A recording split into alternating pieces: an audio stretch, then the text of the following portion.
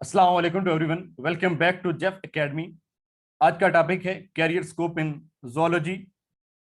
After completing your course आपके पास क्या क्या अपॉर्चुनिटीज अवेलेबल होती हैं, कौन कौन से एरियाज होते हैं, कौन कौन से सेक्टर होते हैं, जिसका हमें पता ही नहीं होता है। इसकी वजह से हम अपने कैरियर को कामयाब बनाने में अक्सर नाकाम हो जाते हैं।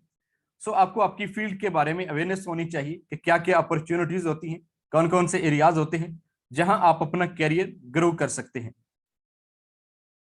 In this video, we will discuss the basic detail of course, scheme of study, major courses, job opportunities, research and business.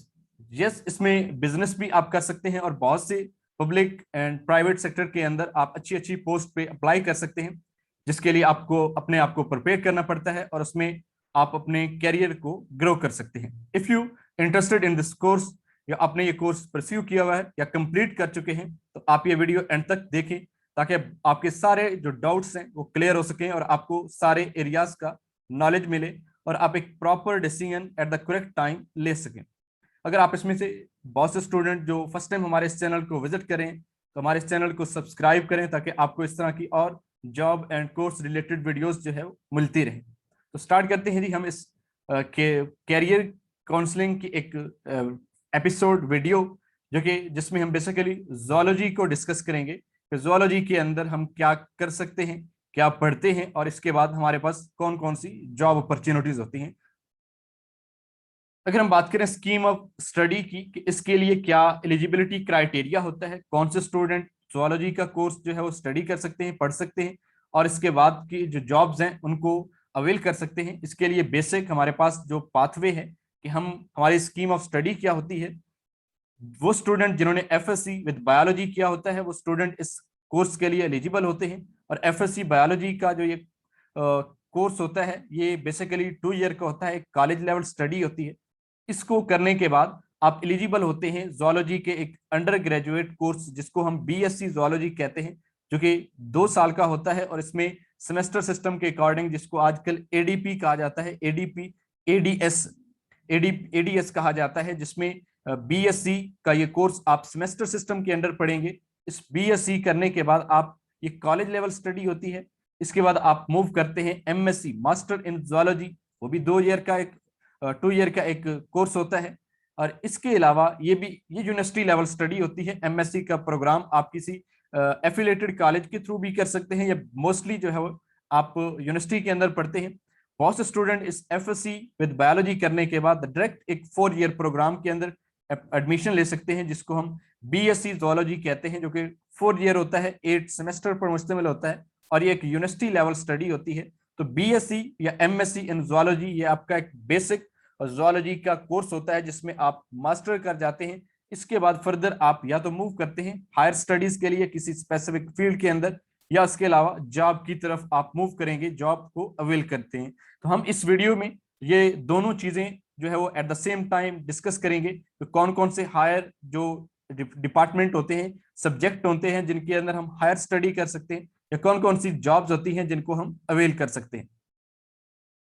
इसमें सबसे पहले बात करते हैं जी मेजर सब्जेक्ट्स की कि हम इस जूलॉजी के कोर्स के अंदर कौन से सब्जेक्ट जो है वो मेजर जिनको हम डिस्कस करते हैं, पढ़ते हैं। उसमें फर्स्ट अगर हम बात करें एनिमल डाइवर्सिटी एक मेन डिस्टिंग्विश सब्जेक्ट है इस डिग्री का, जिसमें हम एनिमल के किंगडम को डिस्कस करते हैं, उनके कैरेक्टरिस्टिक्स को स्टडी करते हैं।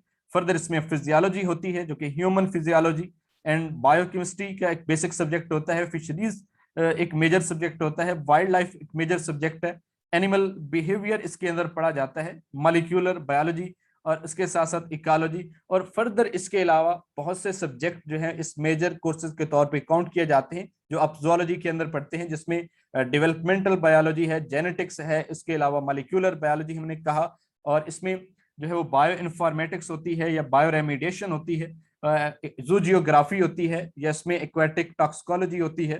तो डिफरेंट इस तरह के इसके रिलेटेड कोर्सेज आप इस डिग्री के अंदर पढ़ते हैं और फर्दर इनमें से किसी एक के अंदर आप स्पेशलाइजेशन कर सकते हैं।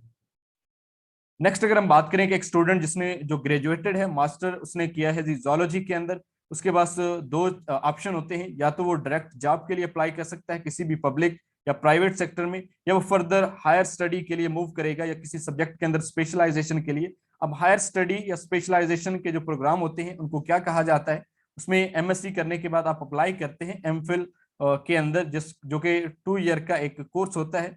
एमफिल करने के बाद फर्दर आप मूव करेंगे पीएचडी, जिसको डॉक्टर काउंट किया जाता है, डॉक्टर ऑफ फिलॉसफी, जो कि 3 ईयर का बेसिक, जिसके वो डिपेंड करता है एक स्टूडेंट के ऊपर। और इस पीएचडी करने के बाद बहुत से स्टूडेंट जो है वो पोस्ट डॉक्टरेट के लिए भी अप्लाई करते हैं। देन अगेन वो मूव करते हैं किसकी तरफ, जॉब्स की तरफ। तो अब हम बात करते हैं जी जॉब्स ऑप्शन कौन कौन से हैं एक जोलॉजिस्ट के लिए, जिसके अंदर वो इस जोलॉजी की डिग्री करने के बाद, इस कोर्स को पढ़ने के बाद उनके अंदर अप्लाई कर सकता है। जॉब अपॉर्चुनिटीज की बात करें फॉर जोलॉजिस्ट, इसमें डिफरेंट हमारे पास सेक्टर हैं, लाइक गवर्नमेंट और प्राइवेट सेक्टर।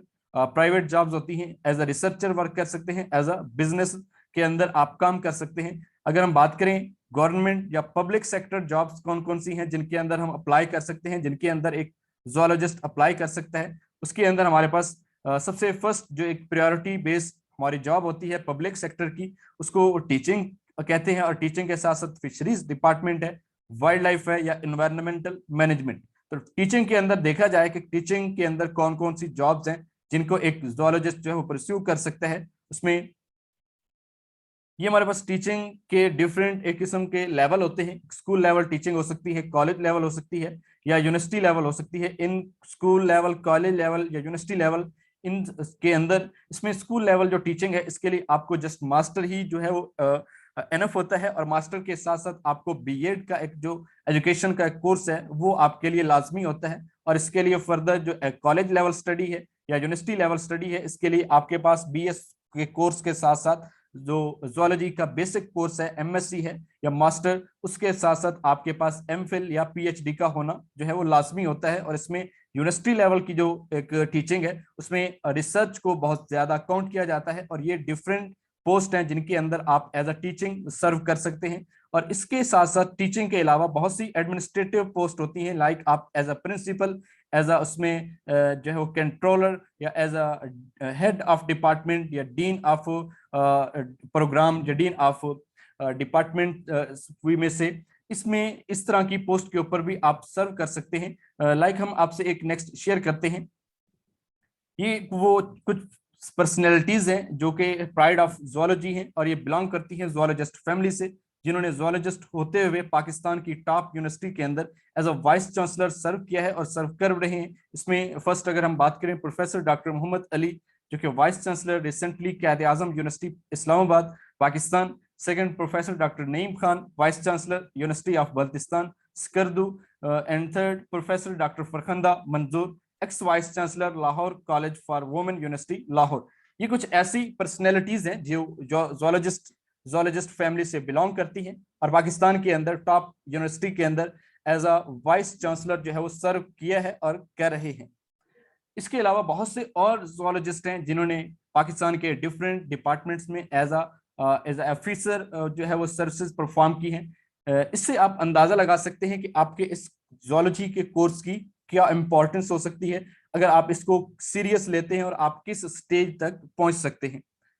नेक्स्ट अगर हम बात करें टीचिंग के अलावा पब्लिक सेक्टर जॉब में, वो फिशरीज एक इंपॉर्टेंट जो है वो डिपार्टमेंट काउंट किया जाता है जोलॉजिस्ट के लिए। फिशरीज के अंदर कौन कौन सी पोस्ट हो सकती है जिनके लिए एक जोलॉजिस्ट अप्लाई कर सकता है, उनकी क्या सर्विसेज हो सकती हैं, इसको हम देखते हैं। इसमें हमारे पास एक जोलॉजिस्ट फिशरीज डिपार्टमेंट के अंदर एज अ डायरेक्टर जनरल के तौर पे, डिप्टी डायरेक्टर के तौर पे, असिस्टेंट डायरेक्टर के तौर पे, फिशरीज डेवलपमेंट ऑफिसर के तौर पे, research assistant, as a warden fisheries, and fisheries supervisor, farm supervisor के तौर पे। ये वो कुछ पोस्ट हैं फिशरीज डिपार्टमेंट की जिनके अंदर ये पब्लिक सेक्टर पोस्ट हैं जिनके लिए आप एक जोलॉजिस्ट जो है वो अप्लाई कर सकते हैं। अब इसमें एक जोलॉजिस्ट का क्या काम होता है मछलियों के रिलेटेड, फिशेस के रिलेटेड।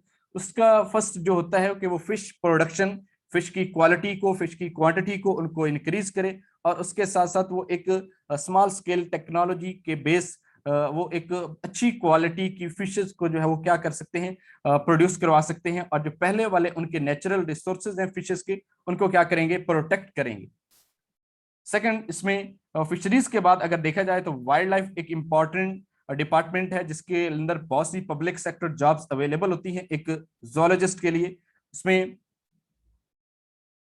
वाइल्ड लाइफ डिपार्टमेंट में अगर बात करें कि कौन कौन सी पोस्ट हैं, फर्स्ट उसमें प्रोजेक्ट डायरेक्टर जो है वो BS-19 स्केल का हो सकता है। इन स्केल से आप आइडिया लगा सकते हैं कि इस पोस्ट के लिए क्या उसकी सैलरी होगी। लाइक डिप्टी डायरेक्टर है जी, असिस्टेंट डायरेक्टर है, sub divisional forest officer wild life, district wild life officer, assistant game warden, park ranger and wild life supervisor. तो ये वो कुछ पोस्ट हैं वाइल्ड लाइफ डिपार्टमेंट की जहां पे आप as a wild life officer जो है वो वर्क कर सकते हैं, उसको चूज कर सकते हैं। इसमें आपका काम जो होता है वो wild animal and wild plants को उनको प्रोटेक्ट करना, उनके उनके लिए पॉलिसी बनाना कि उनको कैसे प्रोटेक्ट करवा सकते हैं, उनकी ब्रीडिंग कैसे करवा सकते हैं, उनको हम कैसे कंजर्व कर सकते हैं। उनकी लाइक हमारे पास एंडेंजर्ड स्पीशीज हैं, एक्सटेंट स्पीशीज हैं, या जो मोस्टली क्रिटिकल जो है वो थ्रेटेंड स्पीशीज हैं, इनकी आपने इनका एक रिकॉर्ड रखना होता है। और इनके जो है वो नंबरिंग आपने एक मतलब उसका एक सीक्वेंस आपके पास होता है कि आप इनको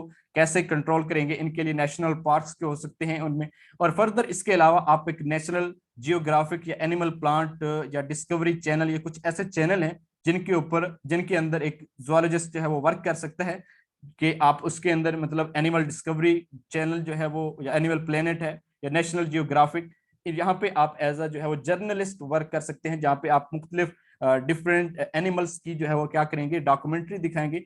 if you are interested to work outside in outfield, अगर आप इसमें इंटरेस्टेड हैं कि आप किसी दूर दराज इलाकों में जाके रिसर्च करें, चीजों को देखें और वहां पे जाके ये काम करें, then this is very suitable job for you, जिसमें आप वाइल्ड लाइफ डिपार्टमेंट को सिलेक्ट कर सकते हैं।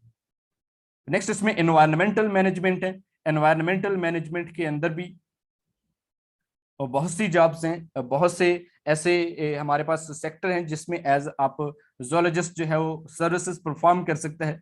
लाइक इसमें एंटोमोलॉजिस्ट है, फॉरेंसिक बायोलॉजिस्ट है, ये मेरीन बायोलॉजिस्ट, पेलियोंटोलॉजिस्ट, नेचरलिस्ट, ये वो एनवायरमेंटल मैनेजमेंट की वो जॉब्स हैं जो लास्ट हमने डिस्कस की, जिसमें टीचिंग था या फिशरीज था या वाइल्ड लाइफ था। उसमें मोस्टली जो थी वो डेस्क बेस्ड जॉब थी, जिसमें एक मतलब आपका एक ऑफिस होता है। लेकिन ये वो जॉब्स हैं जो कि फील्ड बेस्ड होती हैं, जिसमें फील्ड वर्क होता है। आप मुख्तलिफ एरियाज में विजिट करते हैं, वहां पे जाके आप रिसर्च करते हैं, वहां पे चीजों को फाइंड करते हैं। तो अगर आप इसमें इंटरेस्टेड हैं then these posts are available for a zoologist.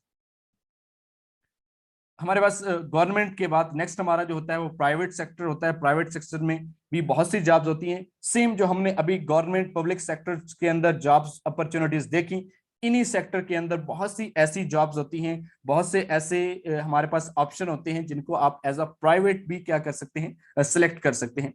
Next अगर बात करें रिसर्च फील्ड की, कि एक जूलॉजिस्ट अपना कोर्स करने के बाद रिसर्च के अंदर भी अपनी सर्विसेज परफॉर्म कर सकता है, सर रिसर्च को भी सिलेक्ट कर सकता है। और रिसर्च के अंदर वो क्या करेगा, इसमें जूलॉजिस्ट होते हैं वो एज अ रिसर्चर इसमें काम कर सकते हैं। लाइक आपने मॉलिक्यूलर बायोलॉजी है तो आप मॉलिक्यूलर बायोलॉजिस्ट के तौर पे इसमें एमफिल या PhD या उससे फिर फर्दर आप पोस्ट डॉक्टरेट के लिए, तो ये आपका सारे का सारा जो एक टेन्योर होता है, सारे की सारी एजुकेशन होती है, ये रिसर्च बेस होती है। और इसके अंदर आप एक लैब के अंदर काम करते हैं। इसके लिए आप किसी भी जो है वो डोमेन को आप सिलेक्ट कर सकते हैं, एज अ एनिमल बिहेवियरिस्ट कर सकते हैं, या जू जियोग्राफिस्ट कर सकते हैं, इकोलॉजिस्ट कर सकते हैं, या इसके लिए आप जो है वो एनिमल कलेक्शन पे कर सकते हैं, या मॉलिक्यूलर के हैं, या फार्मास्यूटिकल के हैं, या किसी भी जो आप एक सेक्टर को, एक डोमेन को सिलेक्ट करके उसके लिए आप रिसर्च करते हैं। एज अ रिसर्च असिस्टेंट आप इसके अंदर वर्क कर सकते हैं, रिसर्च एसोसिएट वर्क कर सकते हैं, रिसर्च ऑफिसर वर्क कर सकते हैं, और मुख्तलिफ जो लेबोरेटरीज के आप ज्वाइन कर सकते हैं एज अ रिसर्चर।